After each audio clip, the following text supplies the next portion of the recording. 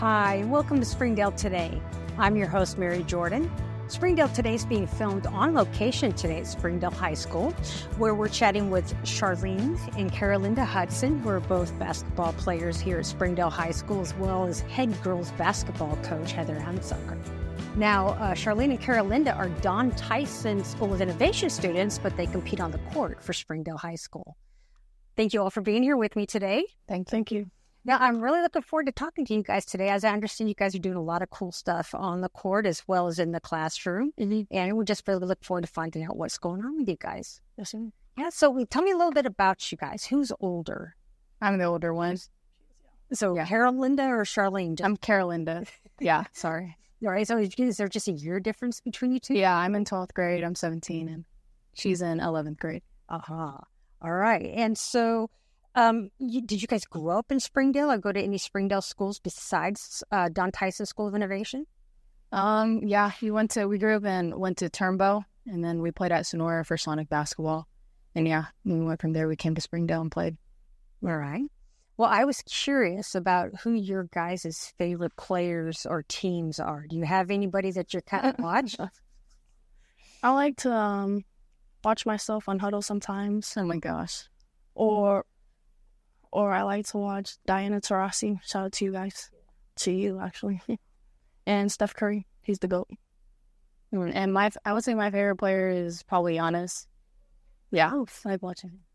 And so how is it that D2SI athletes can come to play for Springdale High School? Yeah, so Don Tyson does not have a basketball program. And for that, we're thankful because that means that if they are enrolled in Don Tyson, then they can come and play for Springdale High School. They can be enrolled, there and live in our zone and play here, or they can live in another zone and play here because of the proximity rule. And so they have lived on the Springdale zone, went to Turnbow, like they said. They have a little brother there now. Yeah. Then they played for Sonora and Lakeside, and they have another brother that plays for Lakeside. Mm-hmm. And then they came here. But because Don Tyson doesn't have basketball, they come here for basketball every day. Very cool. So why basketball? How did you guys get involved with the sport? I think we were just interested. We saw like a poster. We went up to our dad and told us we wanted to play. Yeah, and that's how it started. Did you start with like a school team or part of a league or Sonic League? Yeah, we started with Sonic. Yeah. And what was it about the sport that you guys liked and you thought, okay, I need to stick with this? Well,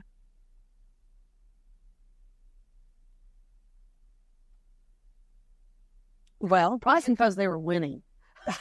We lost all our games our first year. Did you really? Yeah. And then the second year we came back and won the championship. Yeah. So there had to be something about that despite the fact that you were defeated, that you decided to come back for another year. Revenge? Can I go? Well, it was. I just like the competition. Yeah, the competition. Yeah, and they had great coaches. I think both of them would tell you. I think your second and third grade coach was still in contact with you today, right? Yeah, she's come to a couple of our games. Yeah, they come to some of the games and stuff. So their coaches were pretty instrumental in helping too, I think. Yeah, that's really neat. So what positions do you guys play? I play point guard. Yeah, I play guard. And what is it about those particular positions that you guys like? Why those? I like to run the floor, control the floor, the team. And I like having the ball, being to control the ball. How would you describe the girls as athletes? Oh, they're phenomenal.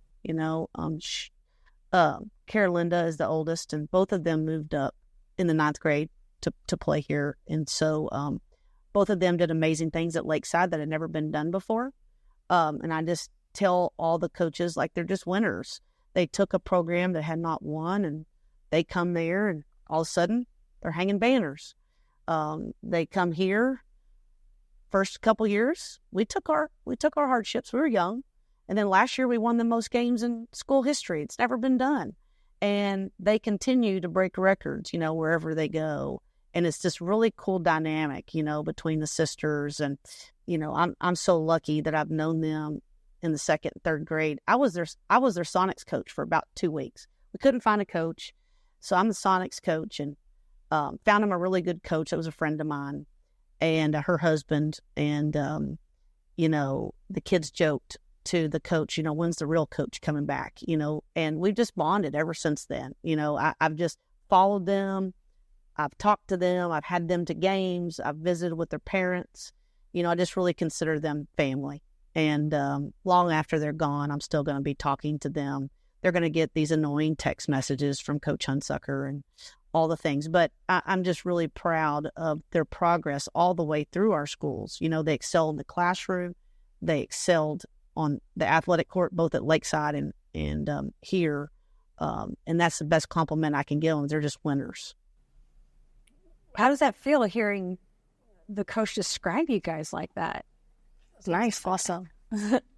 Now, what about some of their stats on the court? What kind of achievements are they experiencing as athletes for the Bulldogs? Yeah, well, like I said, I think the biggest stat is we won. We were 23-8 last year, and we're trying to beat that this year. But both of them have achieved things like all conference honorable mention. Carolinda's been that twice, even though she tore ACL and missed.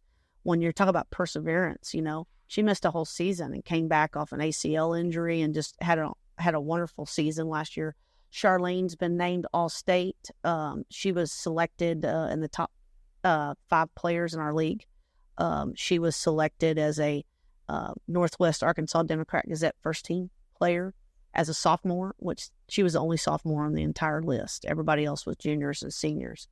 And there's more to come for both of them. There's this season, there is some more accolades that I expect for the whole team, but also for these two. Yeah.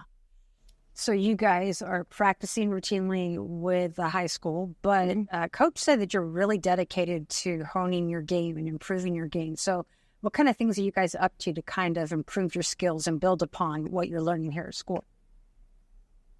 We always stay after and shoot after practices. Like every day, we always just come out here.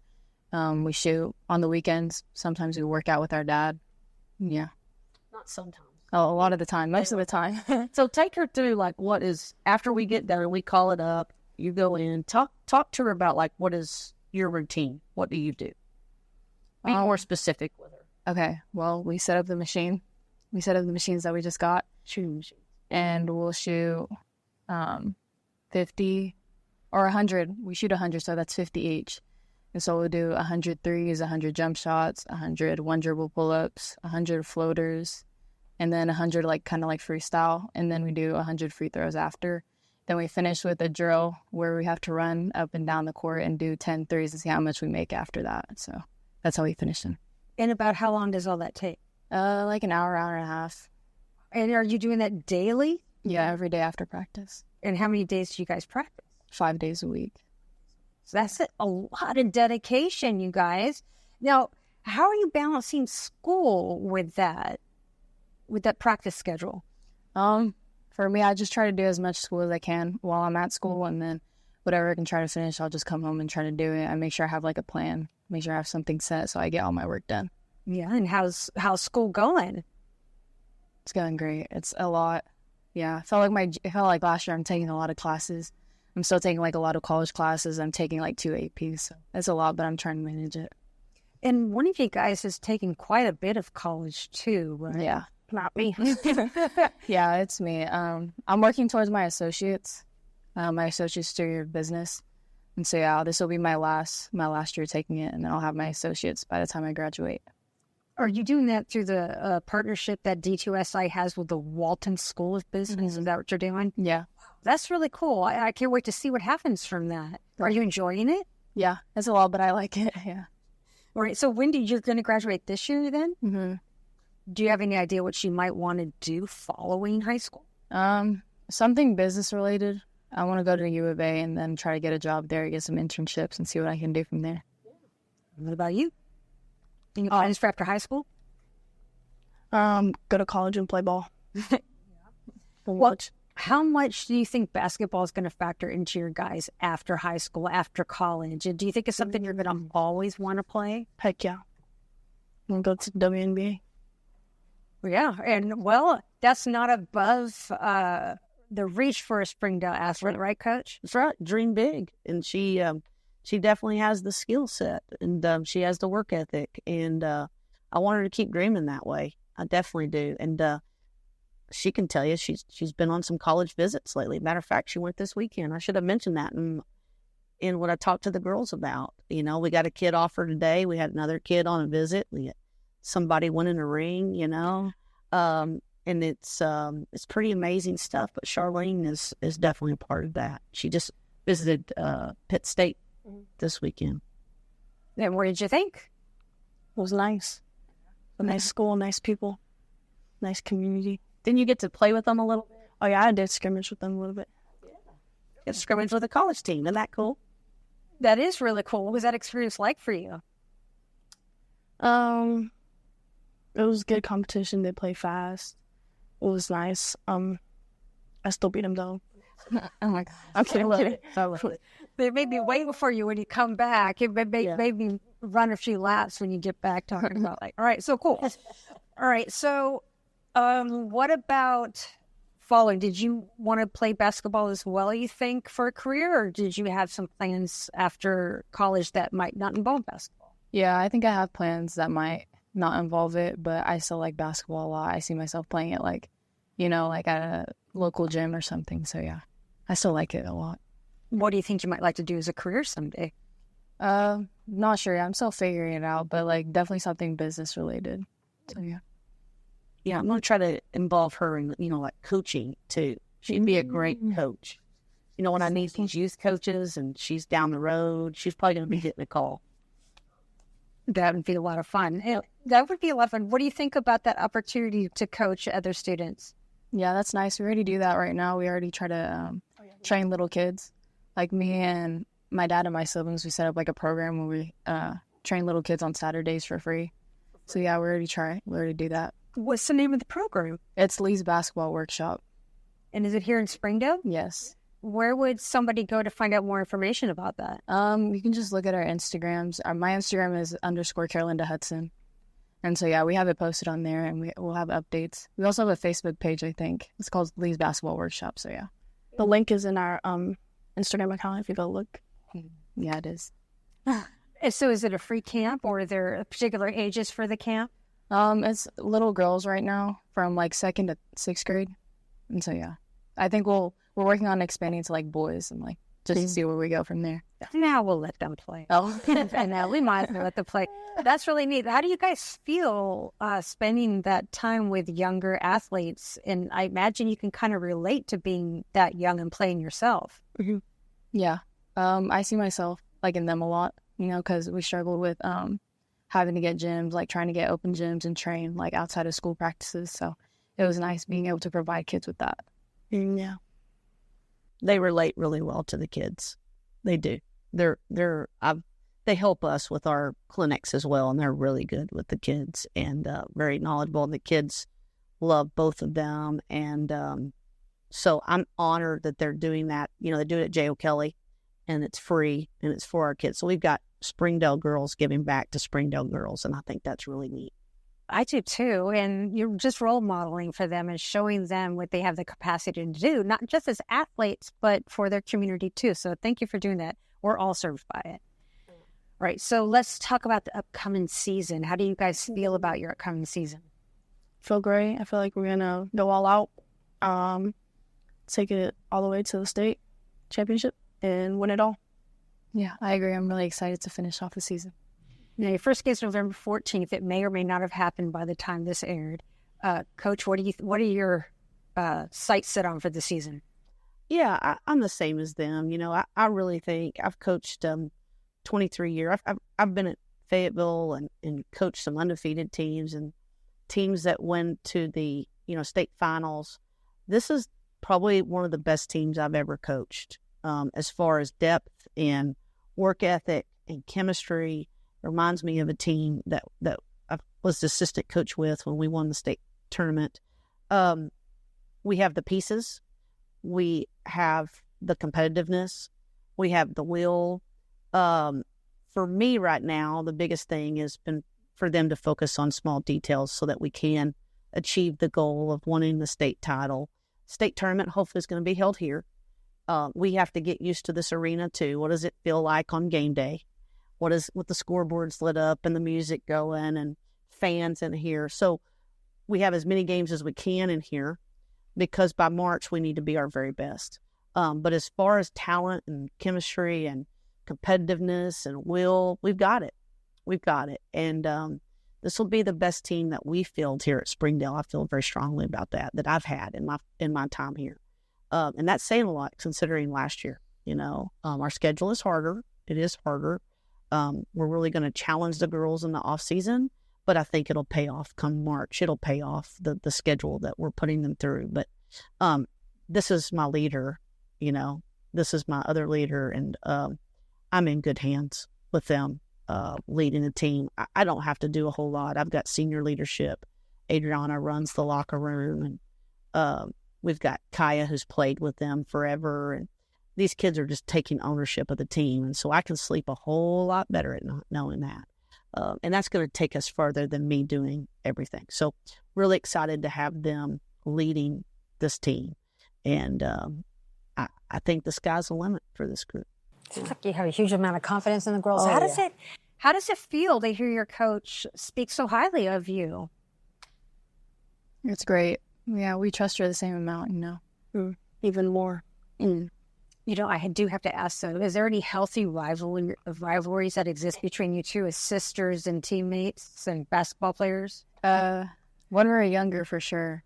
Like, our dad would, train us, so we do one-on-ones, and one of us would always end up crying, but afterwards we would always make up. It would not be me. It would not. Okay. But it doesn't happen as often, but yeah, it's funny thinking back at it. It doesn't happen as often, which means there are still times tears shed. Right, just not as often. Okay, yeah. All right. So is there anything to talk about that we haven't touched on that you guys really want to share today? Do you think is important to add to the conversation?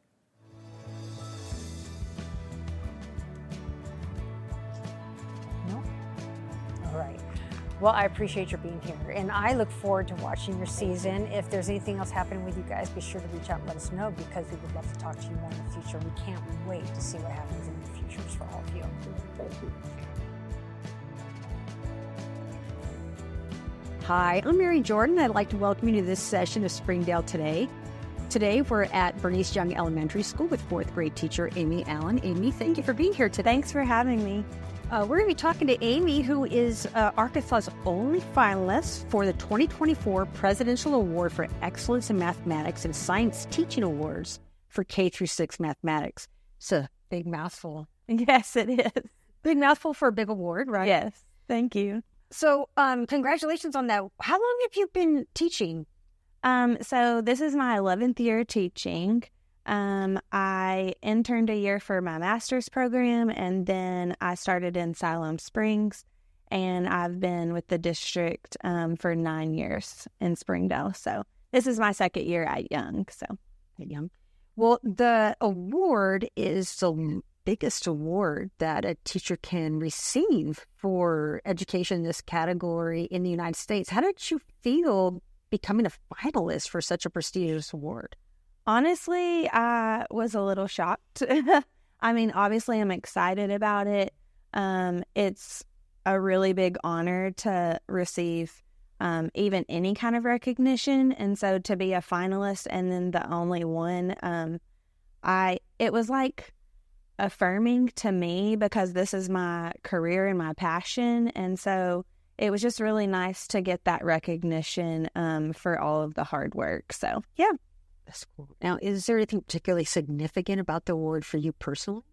Yeah. So I just think as educators, we don't always get affirmed that we are doing, what we are meant to do. And so sometimes it's am I really supposed to be here? And it's hard sometimes. And so this was just affirmation for me as an educator that I am in the right place. I am seeing kids grow. And so it was just really nice to get that recognition. Yeah. So what are you doing in your classroom to integrate mathematics in a way that stood out, that's maybe innovative and kind of caught the attention of those choosing finalists? So that's a really hard question, because I know there's so many teachers in Springdale that are doing amazing things in their classroom, and I've had the privilege to have teachers come in my room and me go in theirs and see all the great things that they're doing. So to say that I'm unique is really hard for me. But I would say that I really push for my kids to be confident mathematicians and really just try to incorporate that math vocabulary, because when we use it, they use it. And so they just really lead the way. So I let my kids share their strategies and tell us what they're doing and learn from each other, really. And so my job is just to facilitate questions and guide them to make those math connections. And so that's really just what I want to do, is build their confidence and make them problem solvers. Yeah. You mentioned before we started talking about an exercise you were doing with your students today in class. Mm-hmm. Tell me a little bit about that. So I think it's really important to incorporate materials and manipulatives. Even I'm a 4th grade teacher, and I feel like sometimes people don't always use those things in the older grades. And so today we got out tiles and we were making arrays and we were doing multiplication and we were decomposing numbers and writing equations to match. And so I just heard a lot of kids like, oh, and, oh, I get it. And like, oh, I can do that. And so just when they can see it and touch it and move it, it really helps them like make those connections once we go to the pen and paper. So it's a lot more active learning. It's not them just memorize these procedures. Oh, absolutely. Yeah, it's definitely building their number sense and working on making those connections to different properties that we use in all of the math that we do. And so it just makes them see it, and then when they draw it on their paper, they make that connection. Oh, the tiles that we did. And so it just really helps to have a tactile manipulative for them. And then how does this carry over into other areas of the classroom with teaching the students? So in math, we really work on being problem solvers and persevering through things that are difficult. And we talk about the power of yet and have a growth mindset. And so it really helps with all subjects, because sometimes things are hard and we have to persevere, or we have to look back at what we know. We do a lot of STEM projects, and so kids have to collaborate and work together, and they have to be creative, and they have to use what they know. So, and we don't get it all the time, So this just kind of teaches them to persevere through their problems. Well, how do you think this is going to impact them as they move on from your class and go forward in their STEM education in Springdale School? I just hope that they can build confidence, honestly. I think like just exposing them to all different types of things will help them later on in STEM, which we do a lot here at Young to really incorporate STEM into our learning. And so I think just doing things in the classroom will really help them in the future, and they won't give up. They'll persevere and they'll stick with things. And they'll be able to make those connections to things that they've done in the early years. Okay, wow. All right, so what have you experienced? So you're a finalist, and what has come as a part of that to date for you? So I found out I was a finalist, and I then had to do an addendum to my application. So I had to add some more things, and then after that, I found out that I was the only finalist. And so we had a recognition ceremony. It was a virtual ceremony, and it's online. And we were invited, and we were on a Zoom meeting. And so we got to see all of the finalists in the whole country for math and science.